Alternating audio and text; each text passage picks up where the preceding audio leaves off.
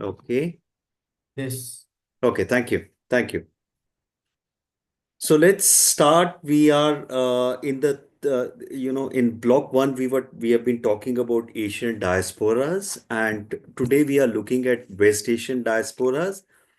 Like every time I always do a tie back so that any person who has missed a class in between can, see what's going on. So we looked at the fact that 60% of the world's population lives in Asia. This as of 2024. The second aspect of Asia is not only the largest diasporic population, but as the most diverse diasporas, historical trajectories, emigration, geographical spread, economic and political strength, etc., etc., etc. So that is a characteristics of Asian diasporas. And the interesting part of this is that whatever units we are covering may get augmented in some other form, in some other MDIs or in some other units. So that way, once you are attending this class, a lot of augmentation happens. If we looked at summing up Unit 23, we looked at Chinese, Korean, Filipino, Japanese, and Vietnamese diaspora. We looked at how they benefit their home economy through remittances, spread soft power through cultural and civilizational exchanges. And as I've been mentioning in various units, this diaspora engagement with homelands have is a relatively newer phenomena now with globalization and transnationalism, with faster means of communication and transportation. Every nation state is trying to engage its diaspora because they understand the power, the soft power of diaspora and the various other ways the diasporas can contribute in the development of homeland. So that was Unit 23. When we come to Unit 24, we talked about South Asian diasporas in terms of Afghanistan, Bangladesh, the South Asian countries. There was large-scale migration during colonization, demographic, economic, social, and political reasons has expanded. Better opportunities like studies, employment, and family union impacted migration.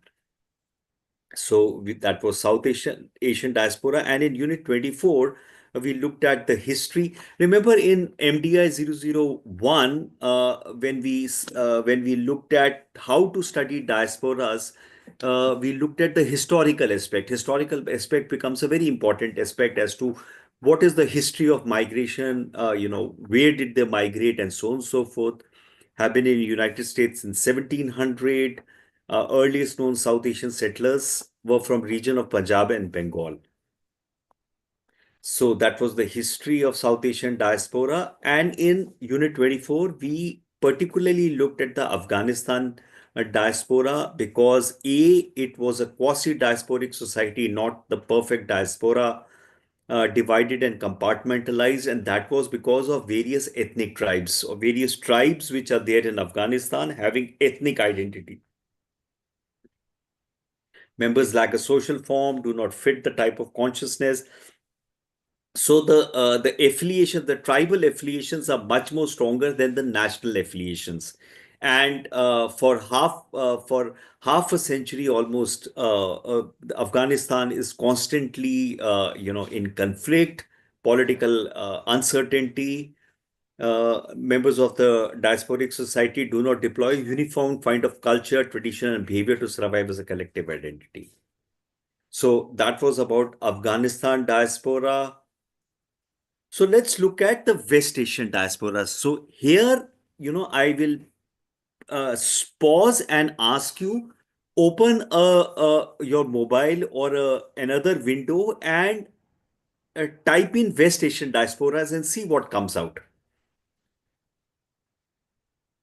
See if you can do that.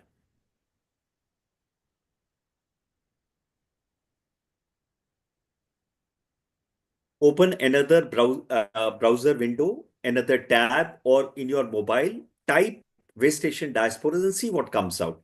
And there is a specific reason why I ask you this. Have you Sir, been it shows the name of countries. So, one, you will notice the fact that there is very little information on West Asian diasporas in terms of scholarly or academic articles. Are you able to see any scholarly articles on West Asian diaspora? Is it because they are prominently known as Middle East? Correct. So now the point is the term West Asia is has no correct or generally agreed upon definition. Okay. Overlaps substantially with Middle East, Eastern Mediterranean, and Near East. So that is one of the reasons why West Asia is not a term which is very popularly understood or known. So, and it's in between. So when we look at what is West Asia, I think, and of course, ongoing conflict and violence mark the 20th century history of many countries in the region. Exile and dislocation are common experience. And I think I have a map also here. That's West Asia. So if you look at it, Syria has just come out of a civil war. Iraq has had major wars. Iran and Iraq had a 7-year war, after which there was a war between Iraq and Kuwait. Then there was a US invasion of Iraq. Israel, if you see, Lebanon that you see, Palestine that you see, Yemen is under a conflict. So there has been a lot of conflicts in this particular region. And because of the Syrian civil war, there was a lot of migration and displacement. There was a lot of refugees in Turkey, in Iraq, in Europe. In fact, there was a backlash because of the Syrian refugees in Europe. There was a backlash to immigration. So that is what is West Asia. So that's, on the world map, this is a closer view of the countries. Obviously, the unit does not talk about all the countries. We'll pick up some countries as the unit talks about. And major diasporic communities can be divided into the Arab diaspora. Arab populations like Syria, Lebanon, Iraq, and Palestine, diasporic communities across. Besides Arab diaspora, we have the Turkish diaspora. Now, another thing about the Arab diaspora is a lot of times the Arab diaspora falls in the larger subset of the Muslim diaspora. The religion comes in, though Arab is separately. Turkish also is an Islamic country, and yet it's a different diaspora. One of the largest in Europe, with community particularly prominent in German. And there was a reason why there is a big Turkish diaspora in Europe. We'll see the reasons as we go along. There was a labor migration agreement between Turkey and Western European countries in the 60s and 70s, which led to a lot of Turks, migrating into Europe. Then there is the Iranian diaspora. Following the 79 Iranian Revolution, many Iranians left. There was before the Iranian Revolution, there was a Shah of Iran who was ruling. There was this revolution in 79. Sizable communities in United States, Canada, and Europe. Many well-educated professionals who sought asylum and better economic opportunities, which we have seen also is a case with most diasporas. Then there is the Armenian diaspora. Armenian diaspora initially was categorized as the classical diaspora, victimhood, negativity, and long history of diaspora, especially following the Armenian genocide during the Ottoman Empire. And as I keep saying, a lot of present day, diasporas or present day things which are happening in the world, if one goes back into history, one is able to then understand why what is happening today based on the historical context. There's a significant Armenian community in countries like Russia, United States, France. In fact, yesterday, somebody on the WhatsApp group was talking about Armenian. Uh, hang on, there is some. Vinod, Persia is nothing but Iran. There was a Persian Empire. Iran is a huge country. So if you see, This is Iran. Look at the huge nature of Iran. So there was this Persian Empire out here, and Turkey, etc., was the Ottoman Empire. And if you know history, Persia was another place which has never been conquered in a way. So Ottoman Empire, the European powers broke up the Ottoman Empire, whereas Persia was left. In fact, there was this thing about taking over Iran after World War II, with Russia and Britain, Britain hatching this agreement, but that didn't happen. So Persia is nothing but Iran. Okay, sir. Thank you. So then there is Iranian diaspora, the Armenian diaspora, and yeah. So I was talking about the fact that in a WhatsApp group last week or yesterday, I think there was somebody who was sharing the fact about how Armenian business people were and I wanted to search it, but I could not. Were catalyst in the Battle of Plassey in 1757, which led to the British occupying Bengal. uh, so history becomes a very interesting way. So Armenian diaspora, also Armenians were business people. They were traders. Sir, हाँ Anchika, sir, हाँ बोलो. uh, do you have any idea about the about this question which you just said that Armenian merchant capitalist in Plassey Revolution in 1757 that changed the entire course of Asian history? I mean, I haven't read about this in my history books. You have I, any I idea what? I also haven't read. I read about yesterday on the WhatsApp group, and I wanted to do a little research. Which were these Armenian merchants who were involved? See, also understand the fact, there's a very straight fact. Wars are expensive propositions. So typically, battles and wars are not fought unless there is money backing, armies or nations into wars. So there is this interesting take on how the military industrial complex of US is very interested in stroking wars, because that is how the economy moves. At the end of the day, there has to be somebody bankrolling armies. Unless somebody bankrolls armies, wars are not fought. People just don't go to wars like that. So, Anshika, maybe after the class, I will, try and see if I can get any information, or we get across to the, I think Khushi or somebody was sharing that. Anshika, Yes, sir, huh? Kushi, yes, sir. So maybe you can write a message to Khushi and say what was the source.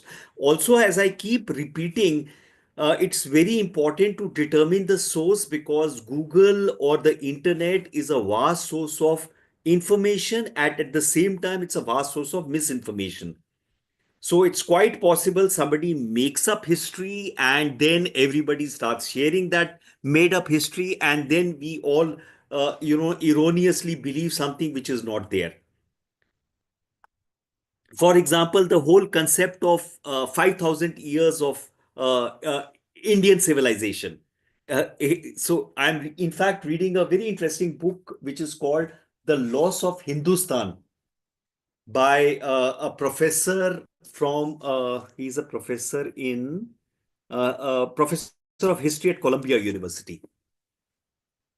So when you look at sources, and you look at reliable sources, and you look at multiple sources in terms of perspectives, then you are able to make out what is plausible and what is not plausible, because internet becomes sometimes the major source of disinformation.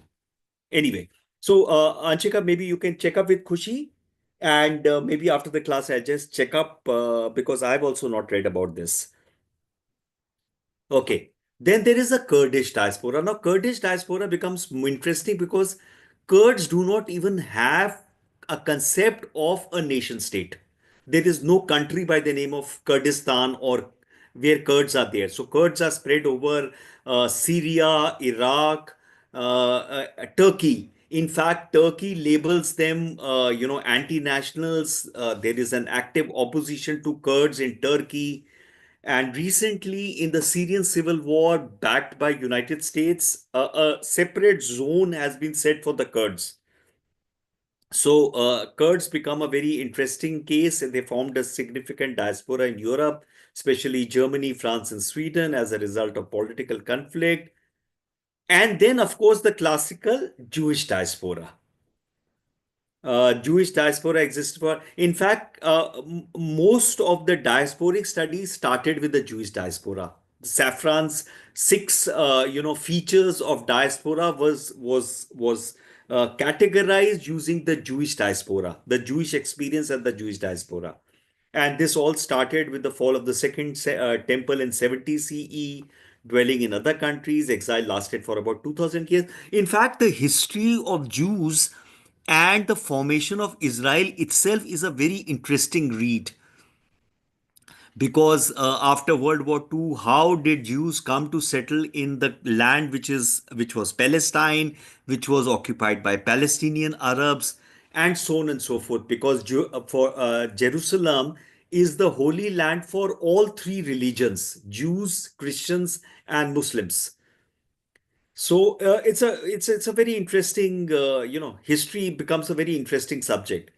Jewish diasporic global lobbying result in the establishment of the State of Israel in May 1948, courtesy Britain and other European powers. So this is how I picked up. I was able to get this map on the Jewish diaspora flows. So if you notice, this is the place where Israel is, or where Jerusalem, around Jerusalem is, and this is how the diaspora moved.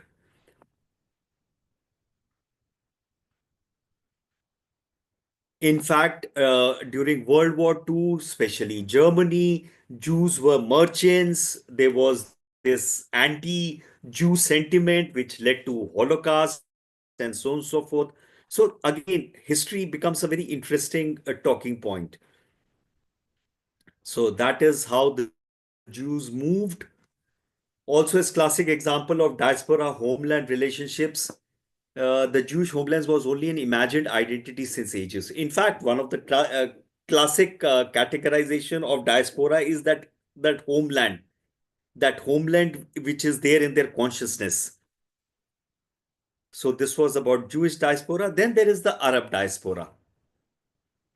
Arab diaspora being an amorphous category, migrants or descendants from at least 20 Arab countries. Now, these 20 Arab countries are not just in West Asia, they are a part of Africa too. Perceived as even a bigger category, that is Muslim diaspora, about a distinct individual identity over years in Palestine, Syria, Lebanon. Maghrebi is North Africa, which is typically Algeria, Morocco, that area. In fact, when you are doing African diaspora, and we will look at North Africa and Western Africa, Maghrebi will come in. Egyptian diaspora stands out differently. There is also a historical thing about how there was at one point a talk of merger of Egypt and Syria, when this Ba'athist party of Assad's went against, and this merger could not happen. So that also is again a historical thing. Palestinian diaspora, one of the byproducts of the establishment of the State of Israel.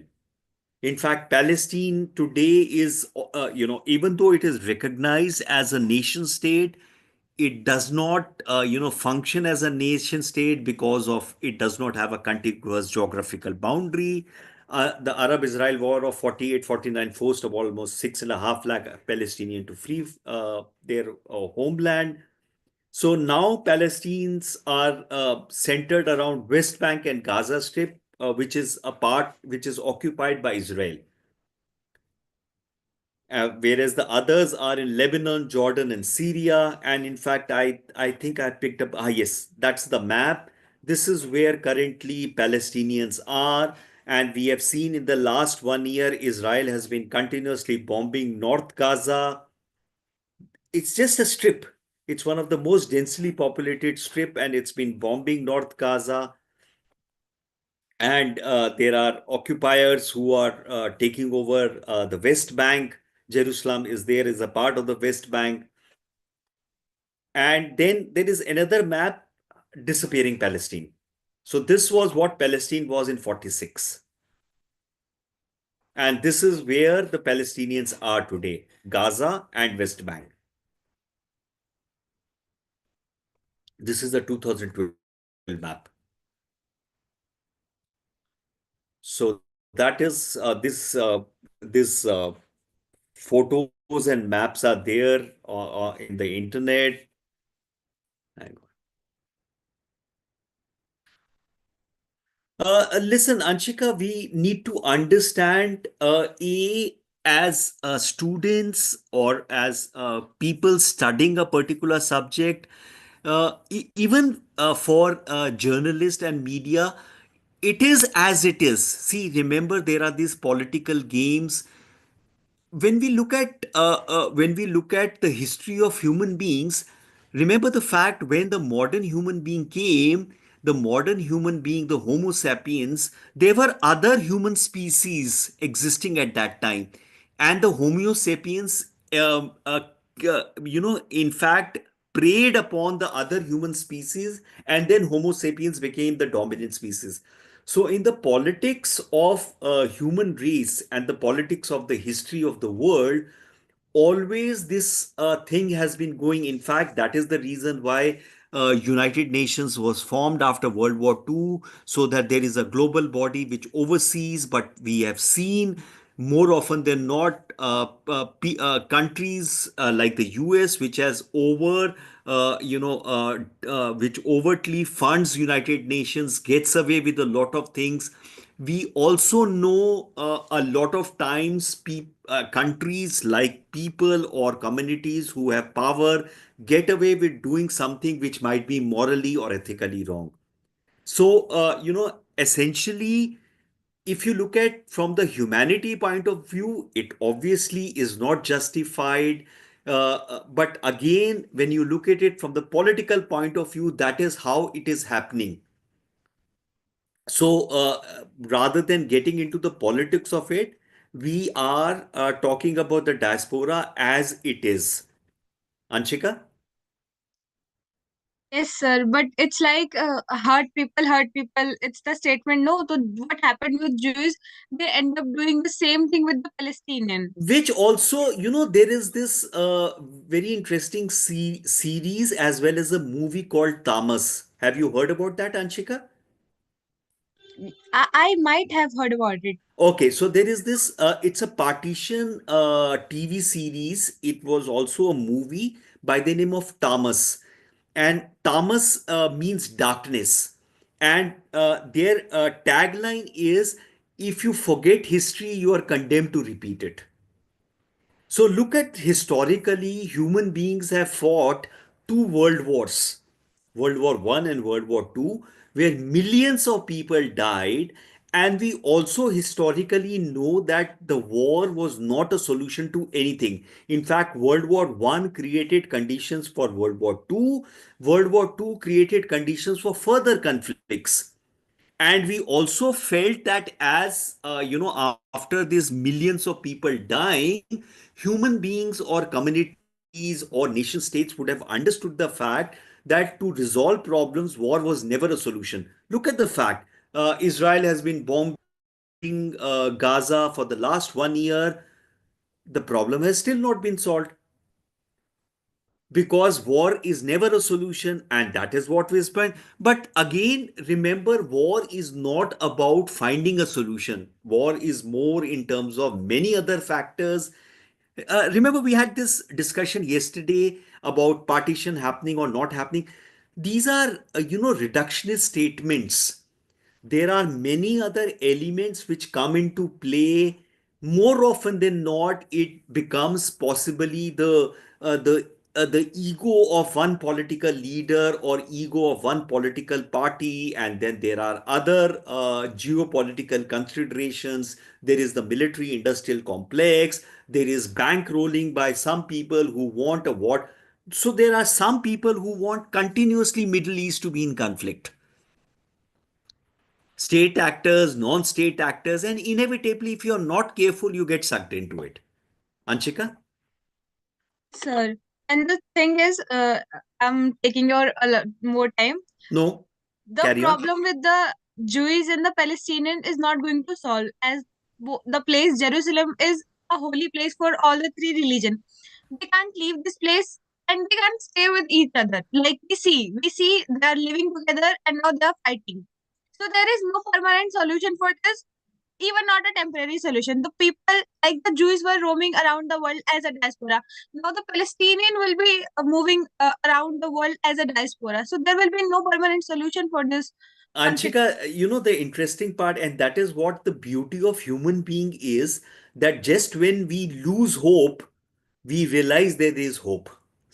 So let's not comment on area. See, for example, all of us do not know the complete picture in terms of the Jew community, their aspirations, the Palestinian community, their aspirations, and the influence of various political powers in the solution.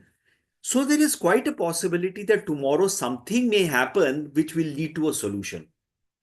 Always, there is we have to look at hope, and inevitably when people and communities and nations figure out, look at the Syrian conflict. Just when there was a stalemate for a 13-year civil war, something happened, and a new formation is forming. Whether it will be successful, I do not know. We outsiders cannot make a comment right now, especially because we are studying about diasporas. Let's not go ahead of ourselves to figure out whether there will be a solution, there will not be a solution, but it is as it is. Anshika? Yes, sir. Yes, sir. Okay, Thank you, let's sir. move, perfectly fine. Let's move on forward. A small number of Palestinians migrated to Gulf countries as early as 20, played an important role in field of education, were joined by a large number of Palestinians 60s. By 90s, before the invasion of Kuwait, there was as many as 380,000 Palestinians Kuwait alone. So obviously these diasporas are growing because inevitably, as I said, a constant story of human beings right from the evolution of human being has been migration. And again, if you look at it, in spite of the fact that a constant story is of migration, nation states and communities come up with anti-immigrant rhetoric. Nation states create borders and boundaries for stopping people to move freely. Maybe somewhere down the line, human beings will realize the fact that, and climate change is happening. Climate change will get further migrations in. We do not know how this will pan out, but migrations are happening. So we are studying right now how the migrations has happened, and this is a historical approach to studying diasporas. So again, had to depart from the region in wake of the Kuwait crisis. There were Palestinians in Saudi Arabia, UAE, Qatar, Libya, Iraq. 1718 number of Palestinians also migrated to countries in Europe and North America. Is estimated about 6 million for the year 2000. So it almost is that there is more Palestinian diaspora than Palestinians in Palestine, which is a very interesting case. So that is as it is. Again, as I said, we are, as when we are studying migration and diaspora, we are seeing it as it is. Then there is the Syrian and Lebanese diaspora, and both of them have a French connection because France was had colonized this region. Francophone West Africa and Europe in the late 19th and early 20th century, large number of Syrians and Lebanese migrated to America. Since the Civil War, there has been a major refugee crisis, and a lot of Syrians went into Europe. Europe took a lot of Syrians. which led to a political backlash against immigrant in Europe. Today, there is a lot of anti-immigrant sentiment in Europe. Then there is a identity politics which is working in various nation states. How this will pan out, we do not know. Syrians and Lebanese can be regarded as the pioneer Arab diasporic communities, mostly engaged in trade and commerce. In fact, Arab traders have been one of the foremost in terms of trading community. So Armenians and Arab traders. Arabs typically took the sea link. In fact, India and Arab traders have a long history of trade. So then there is the Lebanese diaspora. More Lebanese living out of Lebanon. Lebanon is again a case which has been majorly into conflict. We have recently seen news items about this paramilitary force Hezbollah, which operates out of Lebanon. There's a diasporic population, and Lebanon is again split between Christians, Muslims, Druze. You can open a window and check out what Druze are and Jews. Check out what Druze are. You'll be surprised. In fact, I was reading something about a new category of diaspora, the Druze diaspora, which are not only in Lebanon but also in the Golan Heights of Syria. Check out what are Druze.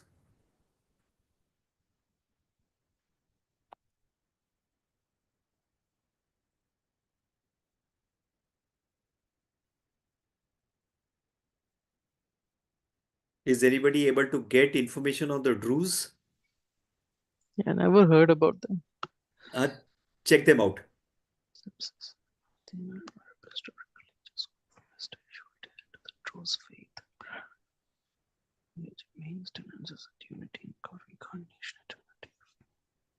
Okay. Yeah, Vinod? It sounds like a combination. What is the combination? A combination in terms of like, I mean, they don't identify themselves as Muslims but they are from Arab world. Correct. And what is their religion? Doesn't say much. I mean, it sort of references a little bit to the Islam, but So they doesn't are id- saying this is monotheism, and incorporate Theism. Islam, Judaism, Christianity. Correct, check. So they are part of the Christian world. See, again, remember, Anshika, yesterday's discussion? Every community or every religion or every ethnic community, everything is subdivided. So where today, in fact, for democracies or for states where there is the political parties and politicians, any person who goes down the road of identity politics can easily take advantages of these divisions to create rifts. So when the Lebanon has gone through a major civil war where there were Christians, there were Druze, there were Muslims. They had their individual spaces in Lebanon, and everybody was fighting everybody else. In fact, after a long time, and you can check out on the Lebanese civil war. After many years of fighting, finally they came to a negotiated settlement where now everybody is a part of Lebanon. So Lebanon itself has been majorly in turmoil since the past so many decades.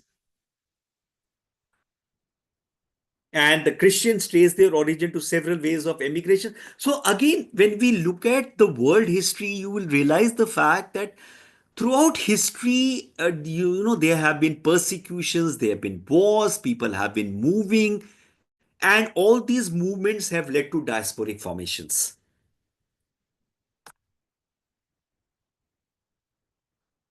Under the current Lebanese nationality laws, diaspora Lebanese do not have automatic rights to return to Lebanon.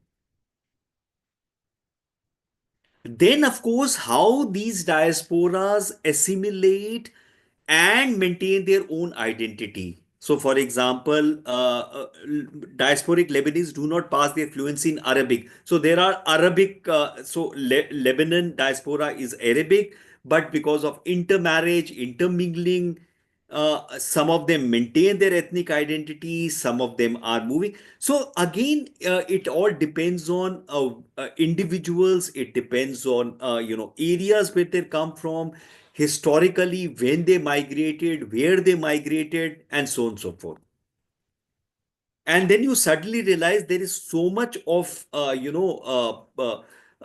intertwining or intermingling, that each individual case of a diaspora or of a migration and then subsequent diasporic formation becomes a case history. The largest diaspora by far resides in Brazil, followed by Colombia and Argentina. Now, that itself is a very interesting thing. How these guys? So, if you go and find out, you find that there is a whole story about how they got settled in South America. And more often than not, it always is that one person or a group of people reach a particular country, and then there is something called the chain migration, which happens. They call their friends, they call their families, and so on and so forth. So, the Lebanese diaspora, I was able to get a map as to how they moved. So there is in South America, Latin America and Caribbeans, there is in North America, there is in Asia, there is a small, very small amount of Lebanese diaspora in Asia. Remember, we today in India, there are a lot of Lebanese dishes that which has found favor with a lot of people. Sub-Saharan Africa, there is a big diaspora in Europe and Oceania. So that's how the Lebanese diaspora moved. And remember that Lebanon is adjacent to Israel.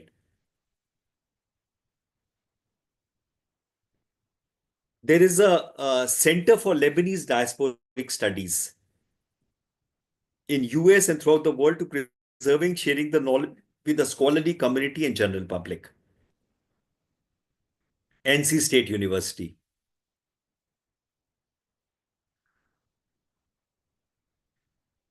So I was able to find their website. So in case you are interested to know a little bit further in terms of explore their journals, you can check it out. And I keep finding these resources out and sharing it so that you can bookmark it or note it down somewhere. And then if you desire to find out more, you can go ahead and find that out. Then there is the Syrian diaspora. 2019, Syrian population was established to be 17.6 million. Countries with large Syrian community: Brazil, Turkey, Lebanon, Germany, Jordan. Again, Syria does not have automatical rights to return to Syria and under the absentee law. Now, these all have changed now with, in fact, after the Syrian civil war ended, with the fleeing of Assad, we are seeing all these videos about Syrians wanting to return back. A lot of Syrians, refugees in Turkey, are returning back. The Syrian civil war has been there for almost 13 years. Well, Yeah. why these countries like Syria and Lebanese have this uh, policy that their diaspora can't return to their country? See, again, remember the fact. I was giving this example earlier. In Mexico, in Ecuador, I met some Ecuador, El Salvador diplomats. El Salvador is a very small country with a population of about 6 million. So this diplomat was telling me all these people who used to leave homeland in terms of migrate abroad were looked at with suspicion. They were called anti-nationals. So remember the fact that initially, whenever people would leave, for example, in the 60s, when the Indian, engineers and doctors left India in hordes because of a lack of opportunity, people used to say the fact that the government is spending so much money in terms of education, and then these people leave. In fact, a term was given which is called brain drain, which is now, it's an old archaic term. It's still used. But the fact is, initially, most of the countries used to look at people going out in terms of with suspicion. And they said that once you have left, you should not come back. It's like leaving a household. When a child leaves the household, the parents look at it with suspicion and so on and so forth. Times have changed, but remember, nation states, because there are processes, there is bureaucracy, then there is politics of the ruling party or politics of the dictator or whatever it is. Certain laws get made for some reasons. For example, you will be surprised to know, an Indian or a Pakistani cannot go, as an Indian, you cannot go to Pakistan unless somebody sponsors you. And a Pakistani cannot come to India if there is nobody to sponsor. And then there are specific places you have to state before you go. You can't just go on a tourist visa. That's the way it is, even 75 years after partition. So remember, countries, nation states have bureaucracies. And these bureaucracies and the politics makes laws, which could be, which are, again, as I said, they are as they are. So our job is to look at what it is, and in a lot of places, the diasporic communities then weigh upon the country's politics to try and change laws. Anshika? Yes, sir. Okay. So 2018, 6.7 million Syrians with other countries. I was able to get this graph. Turkey obviously was hosting a lot of refugees. That's why 3.6 million. And there were other countries which did that.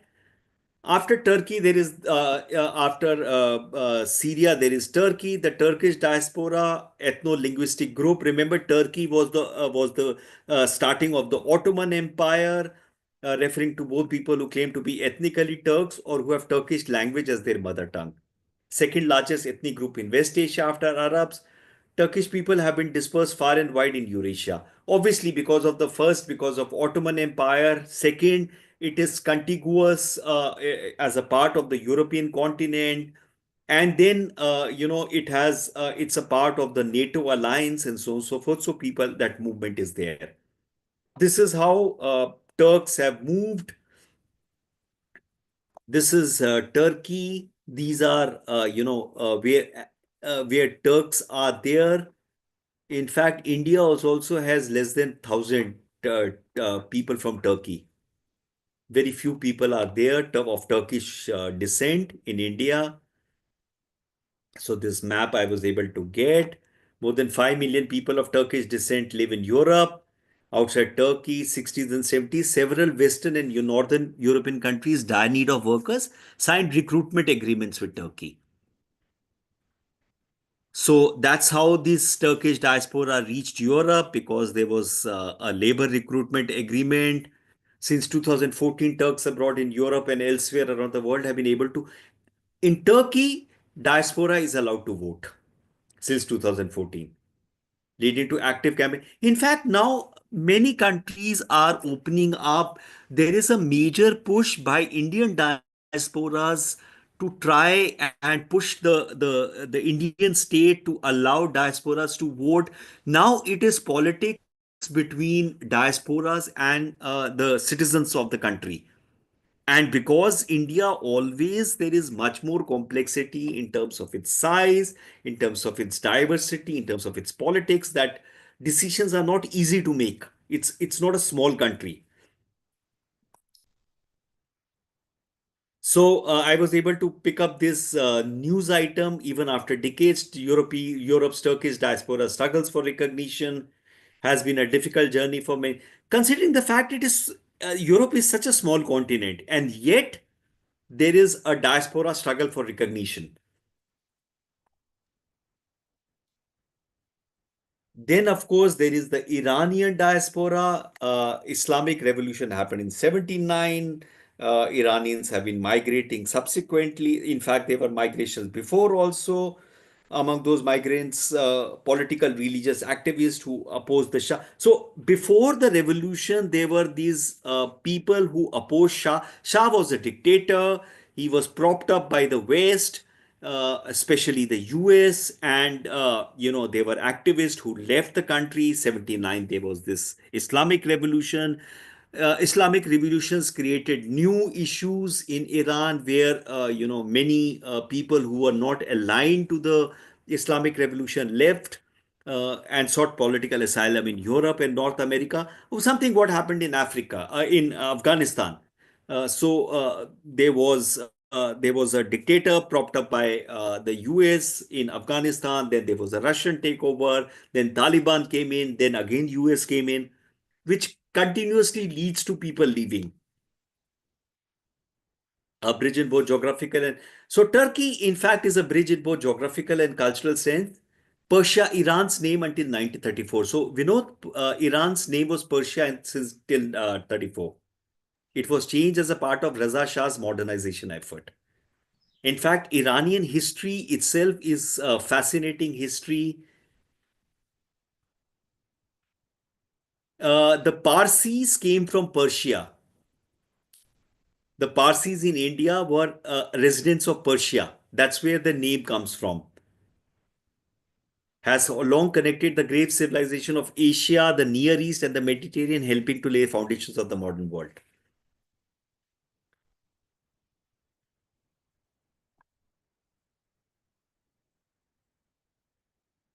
So Indo-European Aryan tribe and the Medes ruled the region from Pakistan to Aegean coast of Turkey from 648 BC until the 4th century. Alexander the Great conquered Persia. Other invaders, Greeks, Arab, Mongols, Turks, followed each, leaving a mark on Persian culture. Emigration movements are also part of the Iranian history. So again, if you look at these, Medes were some Alexander the Great came all the way till the border of India. Medes are supposed to have settled in what is present day Pakistan or Afghanistan. So that is Iranian. The Parsis, Persians who followed the Zoroastrian fled to Western India about Arab conquest in AD 936, which I keep repeating. Once you understand your history or you go back into history, you will figure out what has happened, which has led to current state of affairs. In mid-19th century, founding of Bahaism, followers of the faith sought refuge in Ottoman Empire after facing persecution in Iran. And the Persian Empire and Ottoman Empire were two big empires which were there in the 19th century. High-profile Iranian intellectuals were forced to leave the country as a result of agitation for reform during the period leading to Iran Constitutional Revolution 05 to 11. So each country has gone through its turmoils, its political, conflicts, led to migrations, and these migrations then subsequently led to the formation of diasporas. So what is the, Vinod, what is the popular debate about biryani? And I have heard people telling that the term or that sort of cuisine originated in Persia or in that part of the world. Okay. Did you cross-verify this? No, couldn't. I mean, because These the are content is, anecdotal tastes. yeah. A lot of people Okay. say that no, it is not the case. Here also we had something like that, or some people say it came with Mughals. Some people even say that it happened even before. So not Correct, sure about correct. it. Yes, absolutely. So, in fact, every time there is an upheaval and people are migrating. Remember, people, they are embodied self. It's not just a body which moves. There is a whole culture. There is a whole system which moves, which influences wherever they move. They pick up something from wherever they move. They'll give something to wherever they move, and there is a amalgamation or a new thing which comes about. So it's a very interesting thing. You're right. So maybe a little bit research on biryani. So when we look at the biryani part of it, it will be the cultural way of understanding diasporas. When what we are doing presently is the historical form as to when they move, what happened in history. So as we talked about yesterday in yesterday's class, MDI 001, Unit 3, about various ways to study diasporas. Vinod? Yep, exactly. So in fact, in Google, it says it sort of originated from like no the Persian world. Okay. But remember, cross-verify it. As I said, Google, some smart aleck would have created. There was this very interesting case of, there was this, okay, you have put something, the popular debate, Iran, the origins of biryani can be traced back to ancient Persia. Similar dish called pulao or pilaf. Pulao is a one pot dish which rice is cooked with meat, vegetable, and look at the fact that in India, a lot of when we talk about pulao, we talk about a vegetable dish. Hmm. So Yep, there is a set of people who use it with vegetables, but there is another set of people who use it with meat. yep, So again, very interesting case. This is the cultural way of understanding diasporas. yep. Okay, so let's carry on. Three waves of emigration corresponding to social economic station, motion, some degrees of overlap between conceptualizing global. So again, if you notice, various diasporas, if you look, they moved out in wave. Indian diasporas also moved out in waves. In Iran, they were forced and voluntary departures. First significant beginning in 50s, lasting till 79. This was during the Shah of Iran regime, triggered by Iran's slow economic recovery, resumption of oil production after World War II. Revenues from oil exported permitted a relative sudden change in Iranian society from traditionalism to modernism, blah, blah, blah. So, this was the first significant phase. The second took place after the revolution, obviously, because when the revolution happens, and here there was a religious revivalism. Socialist and liberal elements were first to leave, followed by young men who fled military service.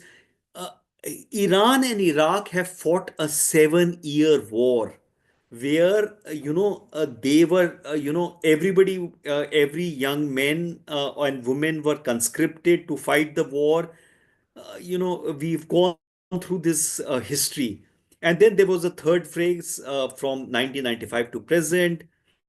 It again depend on skilled individual or sometimes lower education level.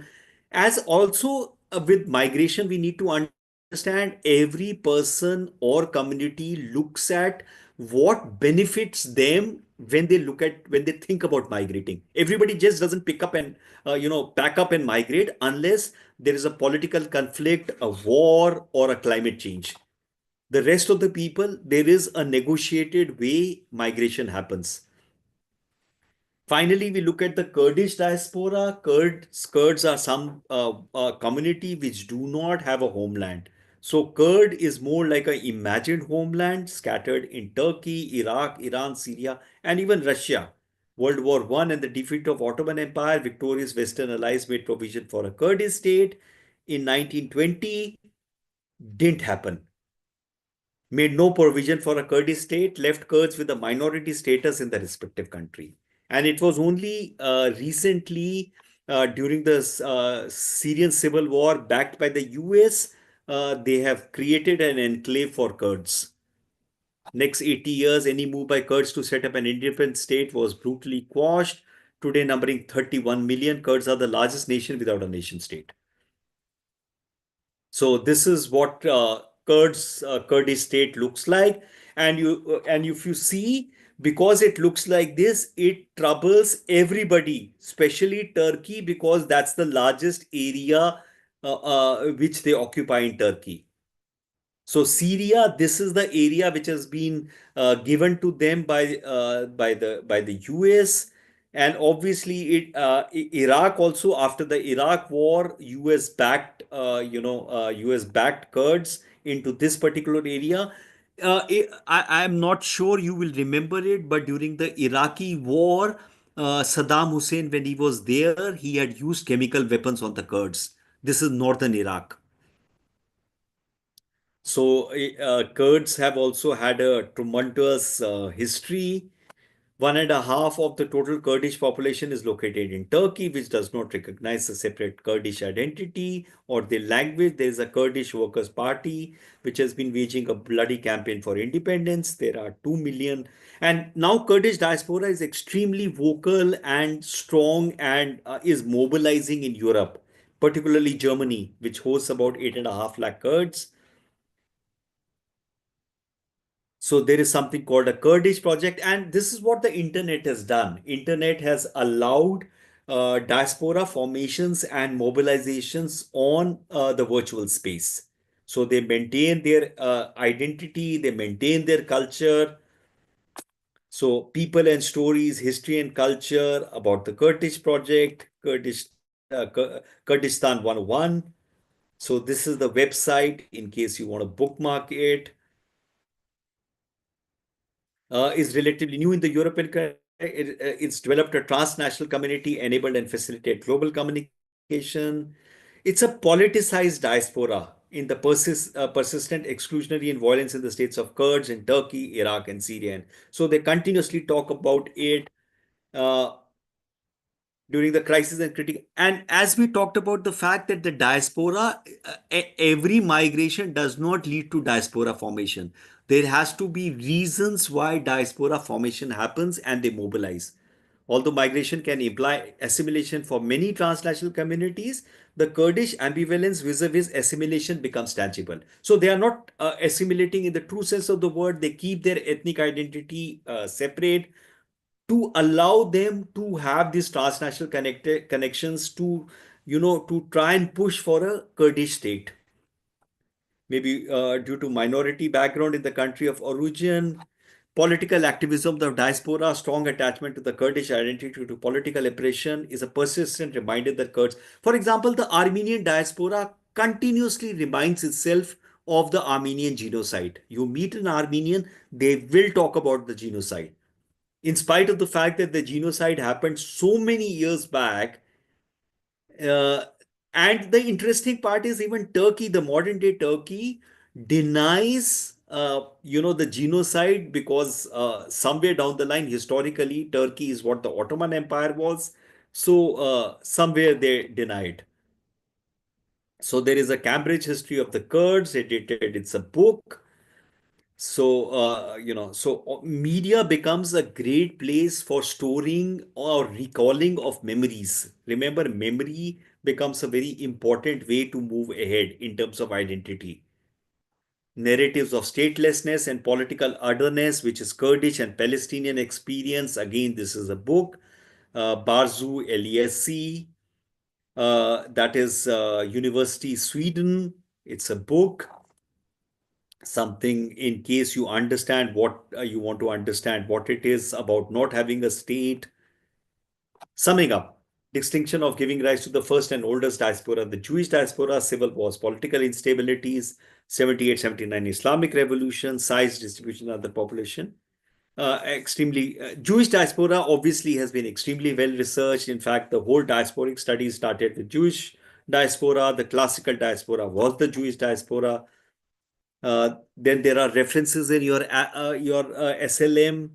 There are many other references. You can go through it. If you go and state specific diasporas on Google, you will come across scholarly articles in case you want to read more. I think that brings us to an end. Let me switch on my video in case you need to ask any questions. Hi, guys. Any questions that you wish to ask or anything that you wish to add?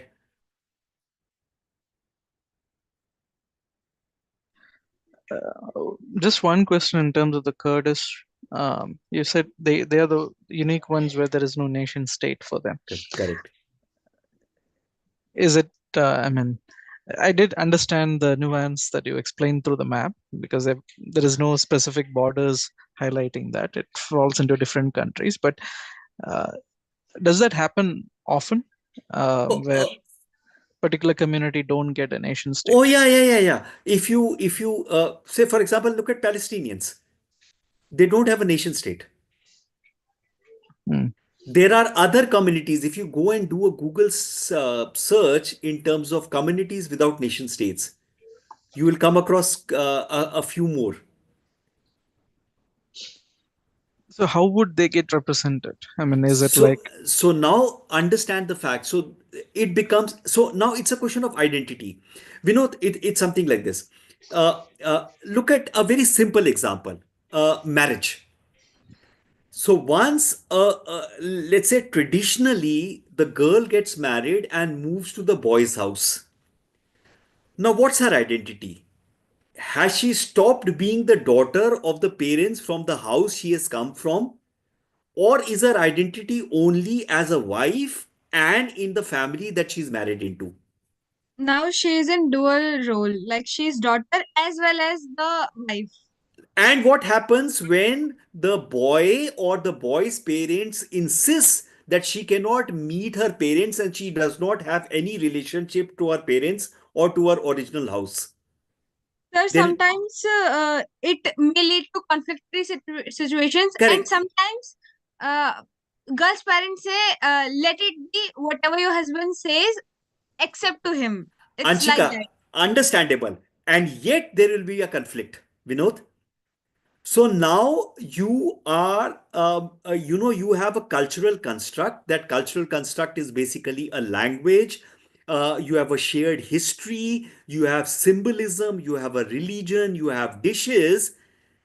But you are not. So when somebody says who you are, you say I'm a Kurd. But so now it's a thing about belonging. Where do you belong to? And that is why I gave you that example of that a girl who gets married and moves into a boy's house. It's a question of belonging. And more often than not, remember the biggest question facing human beings, individuals, or communities is in terms of belonging and identity. It's a very complex question. And remember, we all work with multiple identities, and we have to have a belonging because in the end, if I example of state correct. So if I don't have a belonging, I feel rootless. So human beings need to have a root, that belonging. I need to belong to something. That's why we talk about home. That's my home. It's a belonging. So it's a very complex question, and it's not a very easy, question to be answered. And most of us keep shifting identities, and the cultural identity, how we negotiate that identity, especially when we move from one culture into another culture, especially when that the other culture that we move is so alien from us, and that's how we negotiate. Vinod? So basically, they never had a country or a place where they belong, Correct. or they forget it. No, no, they don't forget. In fact, that's why the diaspora forms, because you don't forget it. Look at the Tibetan people. Tibet has been occupied by China. China has now made Tibet one of the provinces of China. The Tibetan people are still in that hope that somewhere they'll get their country back. But then there is the country, no, Tibetan. But the Kurds are dispersing around the world, but they don't have a country. Correct. But Tibetans also do not have a country because China does not recognize Tibet. So Tibetan people, a large number of Tibetans are in India. In fact, they have a government in exile in India, in Dharamshala. There is a large Tibetan diasporas across the world, and yet there is a country with a name, but it is not theirs. same is the case with Taiwan, or is it different? Taiwan was a part of China, so that separated out. China does not recognize Taiwan. So Taiwanese diaspora is more or less amalgamated with Chinese diaspora, and yet people from Taiwan say they are from Taiwan. It's a complex question, Vinod. It's not easily answered. It's Maybe just one two. There was two political parties in China. The later one, which became dominant, and the earlier one left out the China and settled in the Taiwan, and they make that nation. perfectly fine, but at the same time, Chinese government does not recognize Taiwan.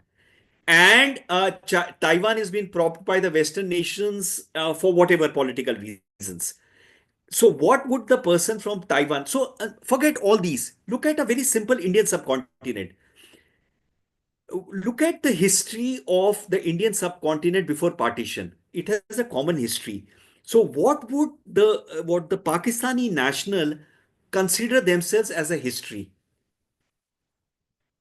Okay, They have you the same history which we have. Like no. they also read about Akbar and all. I think So the interesting part is, if you see Pakistani history, it's their history possibly starts with the slave dynasty. Earlier history is not being taught. What India is doing in terms of Mughals or otherwise. So, remember, there is a politics which come into the picture. And yet there is a sense of identity and how you negotiate that identity. So Vinod? sorry to ask you so many tough No, questions. no, please ask. So does the same thought process applies to people in Balochistan and Kashmiris? Possible. See, again, remember, I have not gone through that particular tumult in terms of, identity or belonging or narrative bits. So, what is the narrative which is going on? Now, each individual will have its own, or each individual or a community will have its own stories, its own myths, its own memory to understand. And we people sitting out here cannot discount or dismiss any narrative or any memory of anybody which is going around. For example, the indentured labor which was taken out of India would have what kind of memories they would have, and what will be the memories they would have transmitted to their children, and how much of that memory still continues, and how much has been lost.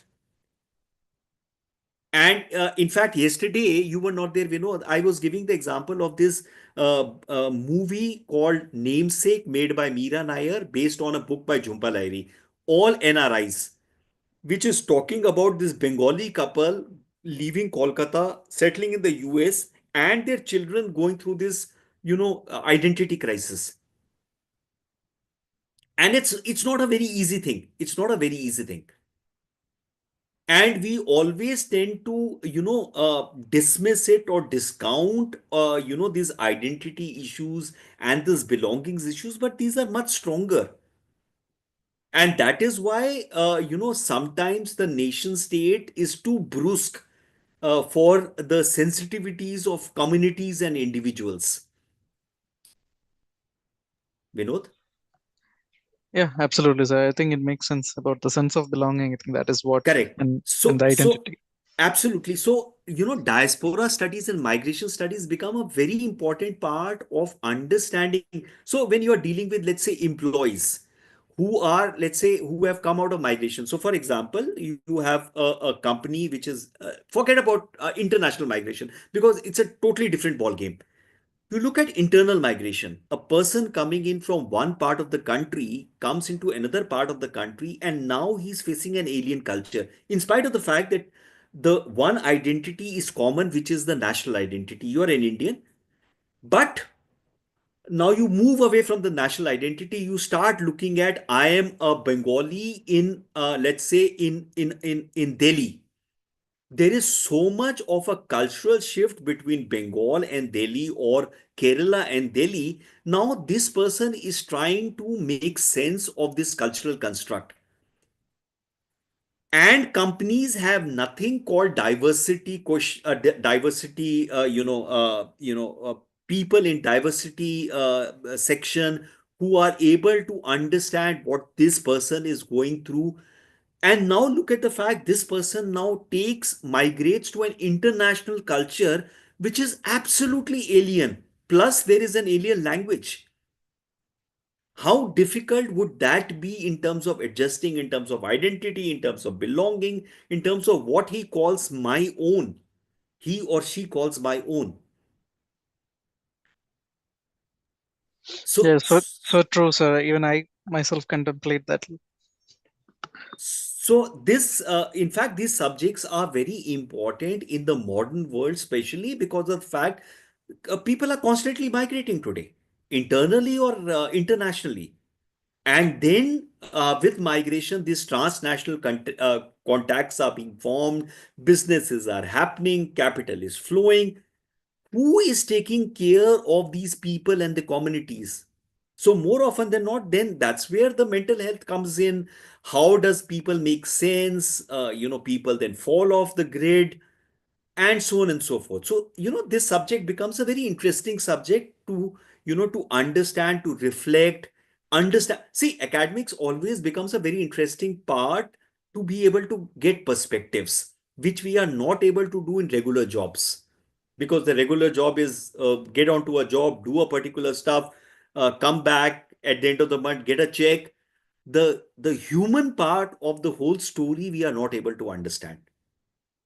Vinod? Yes, sir. Absolutely. Thank you. Okay. Any other question? Or we call it a day? Okay. In that case, Sir, yes, sorry, Anshika. sir, this is Tanvi. Tanmaya, pata. Tell Sir, me. in the what we call it as like the far west, that is like the Arabian states, the Uh, Islamic states, uh, they have this problem with the borders, right? Like they have this stateless nations, what we have gone through, the diaspora facing like stateless nations and those all. okay. So, how did the states form out of like, this multicultural and multi-ethnic in the first place? Like I was having this question.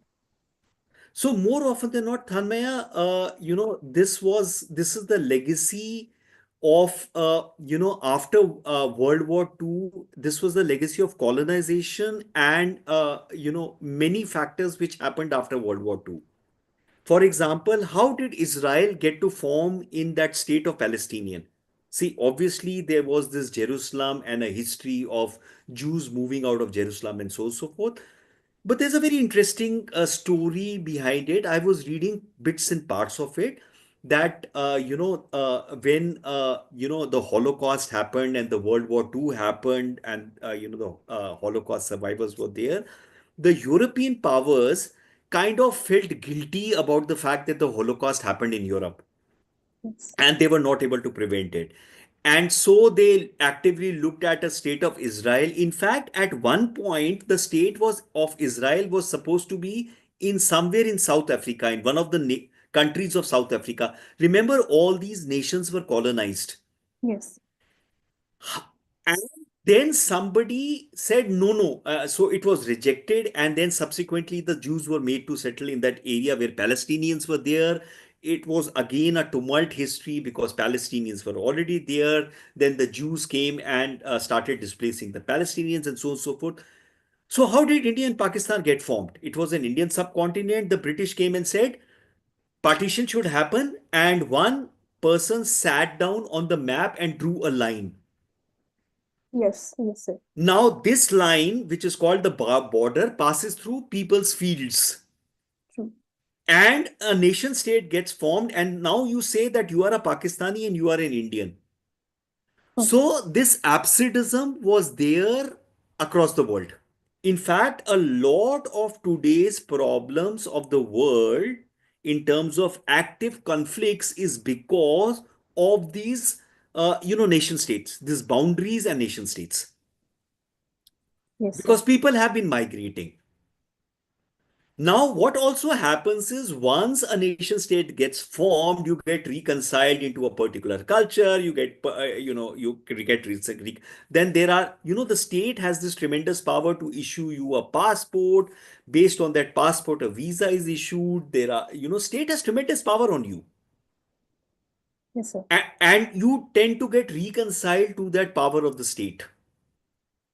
So, in spite of migrations and diasporas and transnational connections, and this discourse about states diminishing in power, state still has major power because it has the power to stop you from migrating, or it has also the power to stop you from coming inside their country.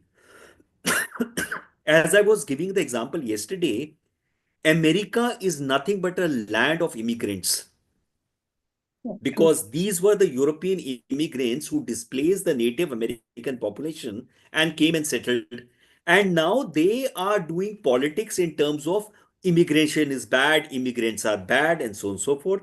And the most interesting part is American economy cannot work without immigrants because they don't have local manpower. So there is this negotiation of powers, of politics, of events which happen, global events which happen, which lead to the creation, reforming of states, creating of boundaries. Now, also what happens is once historically something happens, then see it's something like this, irrespective of the fact that India and Pakistan and Bangladesh became three states, the culture is so much similar that if you are outside with a Bangladeshi or a Pakistani, the culture is absolutely the same. Yes. So but the state boundaries have caught, so you get reconciled to the fact that I have an Indian passport, somebody has a Pakistani passport, somebody is a. So when Pakistan got formed, there was the West Pakistan and East Pakistan. 71 there was this conflict which happened when Bangladesh got formed. Yes. So, and if you see historically, that's how, regions have been formed. There are conditions which get formed. Politics plays a major part in all these things. And then, of course, there are world powers, there are geopolitical things, and so on and so forth. Tanmaya, I hope I've been able to answer your question. Yes, sir. Yes, sir. So Just one, that's, bolo, Vinod. sorry, just one question. As you were talking about diaspora across the world, right? But the Yeah, nation state determines for allegiance correct. with uh, diaspora and the influence. How do nation state ensure the allegiance to that? So now the fact is, one of the ways a nation state, ensures allegiance is by all these abilities to allow or to prevent people from coming inside. So if you are, let's say, an Indian diaspora and you're very critical of the Indian government, they might not issue you a visa or cancel your OCI card. Vinod,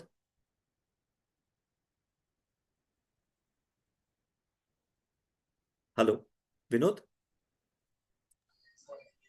Sorry, not able to get out of the mute. Okay, Um, yeah, I understand that, but when somebody accepts a different nationality, how would they uh, ensure the allegiance? Of course, you take correct, oath correct, as correct, so and correct, so, but correct. how that gets imprinted? So now the point is there are a couple of things. So once a person migrates, obviously there is a split allegiance.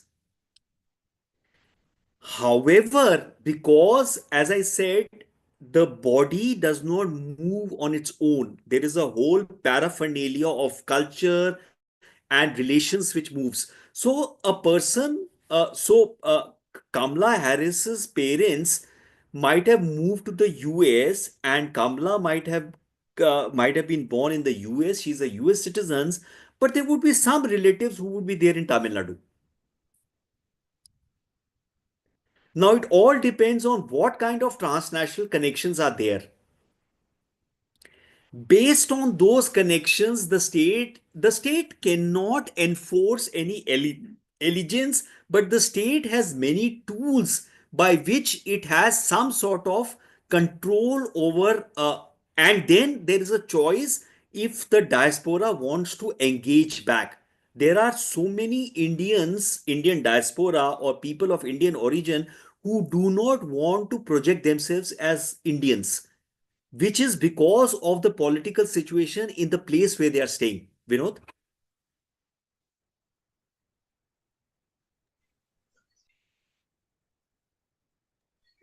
Yes, sir. Absolutely. I think that my question was related to what you just said, because a lot of people don't even want to Correct. They do don't want that. to. Because Yeah. for a simple reason, possibly people in Guyana or Fiji, if they try and associate themselves with India, they might lose out on the political heft they have as a Fijian or a Guyanese national or a Caribbean national or whatever it is. So they don't want to. What diasporas get out of their homeland is A, there is a safe place where they can come back in case something goes wrong. Today, these transnational connections help. So, for example, look at the fact our two biggest industrialists also have properties in Europe. It's everything is transnational. You've seen how the Ambani family has bought a ticket to attend the commencement of Trump regime. They bought a ticket because it's a transnational connection. They have business interests. Of course. And these transnational see globalization has done some major changes which in the world, and yet the nation states try and work out these allegiances because it benefits the nation states. At the same time, unless it benefits the diaspora will not engage. See, every human being looks at what is best for them, and it's not just Indian diaspora, across the world, every diaspora looks at what is best for them. Does that connection to the homeland give them an advantage? If yes, they will, otherwise, they won't. Vinod? Sure, sir. Thank you. Yes, Okay. sir. That's true. Okay, great. So you have a wonderful week ahead. We'll meet next Saturday with MDI 001 fourth unit, and Sunday with MDI 003 unit 26, where we start on the African diaspora. Have a wonderful week ahead, and good night then. Bye bye. Thank you, sir. Thank you, Bye sir. bye. Bye bye.